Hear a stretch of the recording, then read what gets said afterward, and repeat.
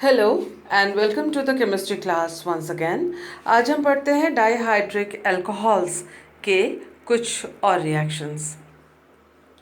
Dihydric alcohol में जो सबसे कॉमन और फेमस एग्जांपल है वो है इथिलीन ग्लाइकॉल। और इथिलीन ग्लाइकॉल का हमने इससे पहले वाले वीडियो में पॉलीमराइजेशन पढ़ा था, और वो पॉलीमराइजेशन हमने पढ़ा था इथिलीन ग्लाइकॉल और डाई कार्बोक्सिलिक एसिड के बीच में। तो हम यहाँ जो है जो एक और डाई कार्बोक्सिलिक एसिड के साथ इथिलीन ग्लाइकॉल का पॉलीमराइजेशन रिएक्शन पढ़ रहे हैं, और इसमें जो हम डाई कार्बोक्सिलिक एसिड लेंगे वो है अनसैचुरेटेड असंतृप्त डाई कार्बोक्सिलिक एसिड, यानी ऐसा डाइकार्बोक्सिलिक एसिड यानी दो COOH ग्रुप जिस मॉलिक्यूल के अंदर हो, और ऐसा डाइकार्बोक्सिलिक एसिड जिसके अंदर C डबल बॉन्ड C या अनसैचुरेशन या असंतृप्तता भी जिसके अंदर हो, ऐसे कार्बोक्सिलिक एसिड के साथ अगर ग्लाइकॉल का रिएक्शन कराया जाता है तो भी पॉलीमराइजेशन होगा। और इस तरह से ये जो OH का जो H है और यहाँ पर जो कार्बोक्सिलिक एसिड का OH है ये निकल जाता है एक मॉलिक्यूल्स के बीच में से, और वाटर मॉलिक्यूल्स निकलते हैं, और निकलते ही आप देख सकते हैं कि यहाँ जो है वो ester function C double bond O और O एस्टर फंक्शन का निर्माण होता है। तो यहाँ जो ये डाइकार्बोक्सिलिक एसिड है, यहाँ पर एक और OHCH2 करके यहाँ पर एक और ग्लाइकॉल का मॉलिक्यूल आगे हो सकता है, और इधर की तरफ OH और C डबल बॉन्ड O और CH डबल बॉन्ड C, मतलब इस तरह का जो डाइकार्बोक्सिलिक एसिड मॉलिक्यूल है वो इधर होगा, और एक और जो इथिलीन ग्लाइकॉल का मॉलिक्यूल इधर की तरफ अगर जोड़ते जाएं, यानी ऑल्टरनेट अगर इथिलीन ग्लाइकॉल और अनसैचुरेटेड डाई कार्बोक्सिलिक एसिड के मॉलिक्यूल्स को अगर हम ऑल्टरनेट लिखते चले जाएं इस रिएक्शन में, यानी ये ग्लाइकॉल है, फिर हमने एक एसिड का मॉलिक्यूल यहाँ लिखा, उसी तरह से ये एसिड का मॉलिक्यूल है तो उसके साइड में हमने एक और ग्लाइकॉल लिखा, तो उनके बीच में जो है अल्कोहल और एसिड फंक्शन के बीच में रिएक्शन वाटर मॉलिक्यूल निकल जाएगा कंडेंसेशन होकर, और इस तरह से एस्टर फंक्शन दोनों तरफ बनते चले जाएंगे, इधर और इधर की तरफ। तो इस तरह से एक लंबी चेन बनेगी इन मॉलिक्यूल्स को जोड़कर आपस में, और जो कि पॉलीमेरिक चेन होगी। लेकिन उसमें खास बात यह है कि ये जो C डबल बॉन्ड C है वो इस चेन में जगह जगह पर होगी, और उसके दोनों तरफ ये एस्टर ग्रुप्स होंगे। तो इस तरह का जो पॉलीमर हमें प्राप्त होता है, ये इसका क्रॉस लिंक पॉलीमराइजेशन भी किया जा सकता है, और जिससे कि फाइबर रीइंफोर्स्ड प्लास्टिक बनता है। तो ये क्रॉस लिंकिंग कैसे होता है ये देखिए डाइकार्बोक्सिलिक एसिड जिसमें अनसैचुरेशन है, और एक डाई अल्कोहल, दोनों का इस तरह से पॉलीएस्टर मॉलिक्यूल बना। पॉली यानी बहु, और एस्टर यानी एस्टर का फंक्शनल ग्रुप। तो ये जो पॉलीएस्टर मॉलिक्यूल्स बनते हैं इनमें जो डबल बॉन्ड होता है, इन डबल बॉन्ड्स को आपस में अगर दूसरे C डबल बॉन्ड C वाले मॉलिक्यूल के साथ अगर इन दोनों के बीच में एडिशन रिएक्शन हो जाए तो ये पॉलीमर्स के मॉलिक्यूल्स आपस में एक दूसरे से जुड़ जाएंगे और 3 डायमेंशनल स्ट्रक्चर बन के आएगा। अगर पॉलीमर मॉलिक्यूल्स आपस में नहीं जुड़े तो सिंपल इस तरह से लाइंस वाले पॉलीमर्स लंबे लंबे चेन मॉलिक्यूल्स बन के रह जाएंगे। लेकिन इन लंबे चेन्स को अगर हम जगह जगह पर आपस में जोड़ देते हैं, और ये तो 2 डायमेंशनल है, तो अगर तल है, तल से ऊपर उठता हुआ कोई बॉन्ड है एक और, तो ऊपर और इसके तल के नीचे, तो इस तरह से जो फाइबर्स आपस में जुड़ जाते हैं पॉलीमर्स के, तो 3D पॉलीमर बनता है, और उसमें से जो है FRP यानी फाइबर रीइंफोर्स्ड प्लास्टिक का निर्माण होता है। आपने देखा होगा कि कई प्लास्टिक ऐसे हैं जिसके ऊपर इस तरह से कपड़ा चढ़ा के उसको यूज़ किया जाता है। तो फाइबर रीइंफोर्स्ड प्लास्टिक बनाने के लिए, यानी प्लास्टिक के ऊपर इस तरह से फाइबर्स जोड़कर जो FRP बनता है, जो आजकल काफ़ी यूज़ में मार्केट में हो रहा है कई सामान में। तो लेट अस सी कि ये रिएक्शन किस प्रकार से हो रही है। देखिए यहाँ पर एक असंतृप्त अनसैचुरेटेड पॉलीएस्टर है। पॉलीएस्टर जो ग्लाइकॉल से बना है और अनसैचुरेटेड कार्बोक्सिलिक एसिड से बना है। ये देखिए अनसैचुरेटेड कार्बोक्सिलिक एसिड का डबल बॉन्ड और उस कार्बोक्सिलिक एसिड का ये COOH ग्रुप था, जो कि ये ग्लाइकॉल का CH2 ट्वाइस O और O ग्लाइकॉल के ऑक्सीजन है। और ये जो अनसैचुरेटेड पॉलीएस्टर है, इसका जो कार्बोनाइल ग्रुप है वो असंतृप्त एसिड से आया हुआ है। तो इसका जो अनसैचुरेटेड पॉलीएस्टर है, बहुत सारे मॉलिक्यूल्स अगर लिए गए और उनका पर ऑक्साइड के साथ अगर रिएक्शन किया जाता है, तो इस तरह से आप देखिए जो ये पर ऑक्साइड है वो एक कार्बन जो असंतृप्त कार्बन है उसके यहाँ पर ये जाके जुड़ जाता है, और जिसकी वजह से इस वाले कार्बन पर एक रेडिकल आ जाता है और ये जो डबल बॉन्ड है वो ब्रेक हो जाता है, टूट जाता है और वो सिंगल बॉन्ड में परिवर्तित हो जाता है। तो ये डबल बॉन्ड यहाँ सिंगल बॉन्ड में परिवर्तित हो गया और फ्री रेडिकल का इस कार्बन पे जुड़ने से साथ वाले कार्बन पर एक रेडिकल आ जाता है। तो इस तरह से जो ये मध्यवर्ती बनता है उसका रिएक्शन करवाया गया स्टाइरीन के मॉलिक्यूल के साथ।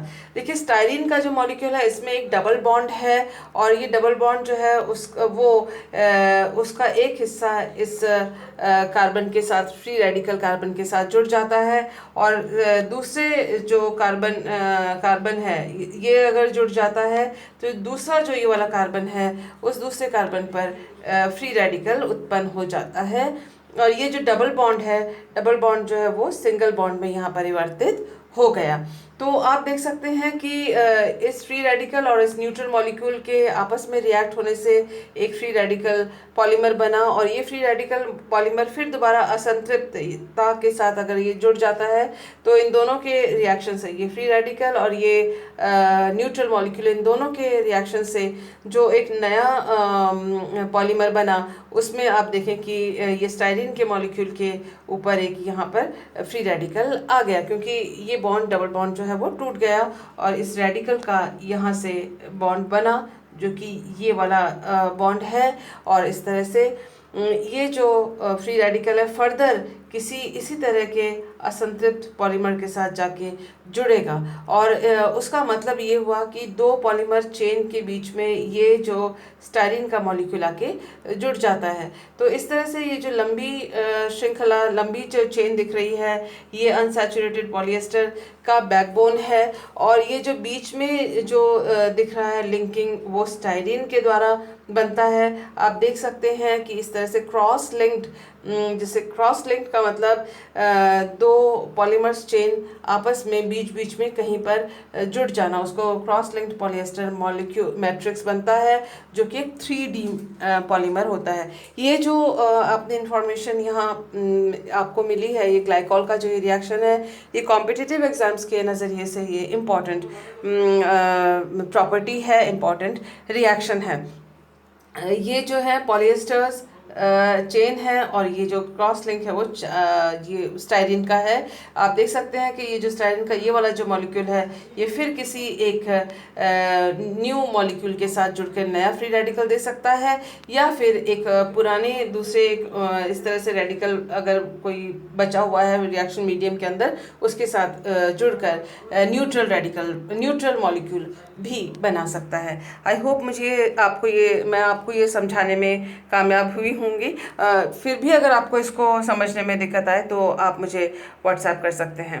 आइए देखते हैं नेक्स्ट रिएक्शन। देखिए पॉलीमराइजेशन विद डाईआइसोसायनेट, जो पॉलीयूरिथेन फोम या पफ का नाम आपने कहीं सुना होगा और इस तरह के फोम्स आपने मार्केट में देखे होंगे और पॉलीयूरिथेन फोम या पॉलीयूरिथेन रेजिन, इसका नाम आपने पफ के हिसाब से, पफ वाला फ्रिज कि फ्रिज की दीवारों पे इस तरह से बॉडी में इस तरह का जो पॉलीयूरेथेन फोम है उसको यूज़ किया जाता है, क्योंकि इसकी खासियत ये है कि ये इंसुलेटर का काम करता है और ये इलेक्ट्रिसिटी से भी इंसुलेशन और हीट जो है उसका एक्सचेंज दीवारों से फ्रिज के अंदर नहीं होता है, जिसके कारण से एक अच्छा फ्रिज का इंसुलेटर इलेक्ट्रिकल और थर्मल दोनों नज़रिए से फ्रिज में ये यूज़ होता है। फ्रिज के अलावा ये कैसरोल वगैरह तरह तरह के बर्तनों में और तरह तरह के इक्विपमेंट्स में और तरह तरह के सामान में पफ का इस्तेमाल होता है। उसमें से एक एग्जांपल आप देखिए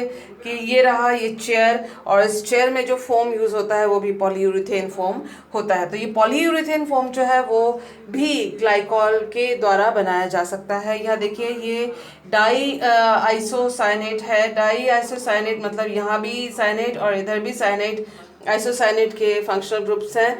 तो इस तरह का जो कोई मॉलिक्यूल होगा, यहाँ जो एरोमेटिक रिंग के अलावा यहाँ पर कोई भी ऑर्गेनिक चेन हो सकता है, ज़रूरी नहीं है कि वो एरोमेटिक हो। और इस तरह के जो फंक्शंस हैं डाई आइसोसाइनेट, क्योंकि दो हैं तो आइसोसाइनेट जो है वो OH ग्रुप के साथ रिएक्ट करते हैं, और आप देख सकते हैं कि ये जो हाइड्रोजन है वो इस नाइट्रोजन के ऊपर चला गया। तो ये हाइड्रोजन नाइट्रोजन के ऊपर चला गया और इस कार्बन और इस ऑक्सीजन के बीच में एक बॉन्ड बना।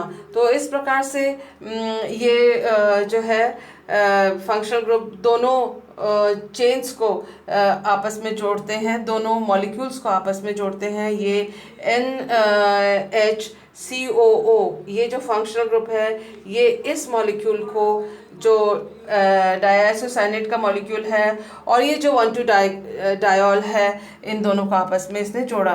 तो यहाँ देखिए ये हिस्सा है ये ग्लाइकॉल से आया है, और ये जो हिस्सा है वो इस डाइआइसोसाइनेट मॉलिक्यूल से आया है। तो इस प्रकार से ऑल्टरनेट ये मॉलिक्यूल और ग्लाइकॉल का जो मॉलिक्यूल ऑल्टरनेट आपस में जुड़ते चले जाएंगे।